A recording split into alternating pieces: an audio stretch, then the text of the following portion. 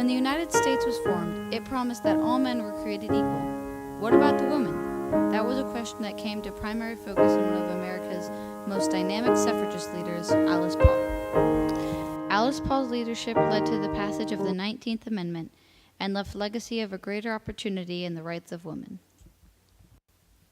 The quest for women's rights and equality began in 1848 when a group led by Elizabeth Cady Stanton met in Seneca Falls, New York. Stanton and other women were not supposed to speak in public or be involved in political issues, such as abolishing slavery. Many other men and women agreed with Stanton that women should have a public voice. The group met and rewrote the Declaration of Independence. They called it the Declaration of Sentiments. It was the beginning of women's suffrage movement. Elizabeth Cady Stanton and Susan B. Anthony became two of the most important leaders for women's suffrage. They sat at meetings, spoke in front of people, and wrote editorials and newsletters. After many years, women still had little rights. In 1870, Susan B. Anthony was able to vote in the presidential election, was arrested, and fined $100. She never paid her fine. For over the next 30 years, women gradually received more rights. Some Western states allowed women to vote in towns, states, and school board elections. Women were gaining the right to keep their own property in case of divorce. But universal suffrage, or the right of all women to vote in the United States, did not happen. One woman, Alice Paul, became dissatisfied with this situation.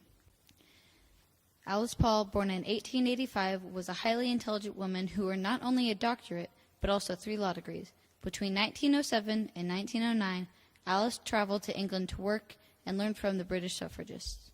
While in England, Alice met a woman named Emma Goldin and her husband Richard Parkhurst. Emma was a suffragist that did things differently than American suffragists.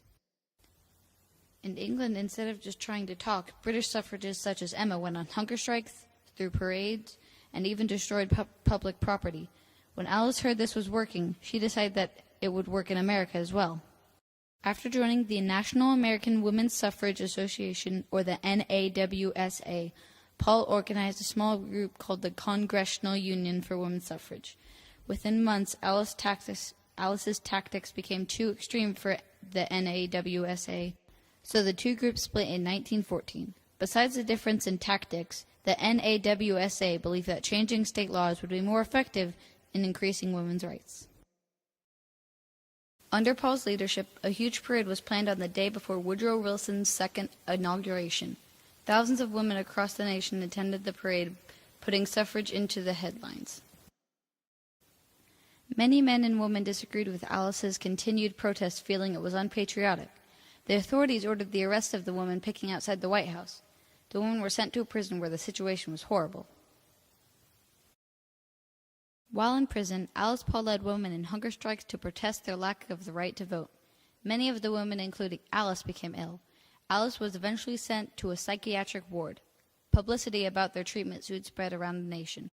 In 1917, more than 70 suffragists have been imprisoned in Occoquan Workhouse for picketing the White House for the right to vote. Reports of inhumane conditions being force-fed at the workhouse have been reported in the news. Woodrow Wilson could no longer ignore Alice Paul and the need for the nationwide amendment of women's suffrage. This became the turning point in the struggle for the 19th Amendment. Woodrow Wilson agreed to campaign for the passage of women's suffrage amendment. Then, in 1920, the 19th Amendment was finally passed by Congress. Alice Paul continued her leadership in getting the amendment passed by 36 states. The newly passed amendment stated that the right of citizens in the United States will not be denied by their gender. After the 19th Amendment was passed, Alice Paul and the National Woman's Party thought about disbanding. However, Alice still had a vision for greater equality. She knew that even though this law was passed, women were still getting paid less than men. Alice also knew that many women were denied their rights. In 1923, Alice proposed an equal rights amendments to the Constitution. Overcoming the opposition of women's organizations who feared the loss of protective legislation, she helped gain acceptance in platforms of both major political parties in 1944. However, it took many more decades before Congress passed the ERA, only to have it fail enough states to vote for it in order to pass.